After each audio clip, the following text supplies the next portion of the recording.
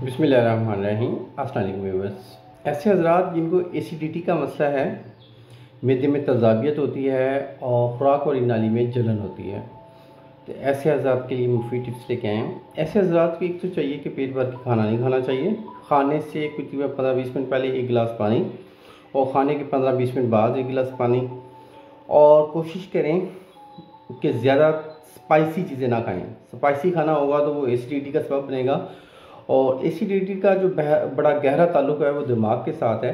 अगर आप सोच विचार ज़्यादा करते हैं, टेंस रहते हैं, वहमी टाइप बंदे हैं तो या बंदी हैं, तो इसके हवाले से मुख्तलिफ केसेस सामने आए हैं कि ऐसे हज़रात जो टेंस रहते हैं, एंजाइटी में रहते हैं, तो उनको एसिडिटी का मसला होता है।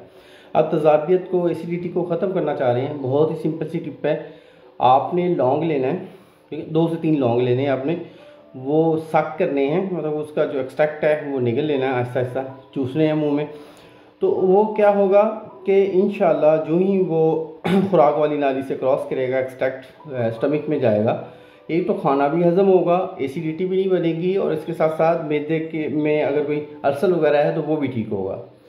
और बंद गोभी जो है ये सैलेड के तौर पे यूज़ होती है, इसका जूस वगैरह बना के ग्राइंडर में डालें तकरीबन कोई 20 से 30 ग्राम उसके फूल, उसमें कोई 50 ml पानी डालें, तो इस तरह इसका एक्सट्रैक्ट निकल आएगा। तो वो अगर पिए तो इवन डैट के वो जूस पीने से एसिडिटी के साथ साथ एच पैलरी भी नेगेटिव होती है। अल्लाह आपको हामी नासिर हो। शुक्रिया, जज़ाकल्लाह। अल्लाह हाफ़िज़।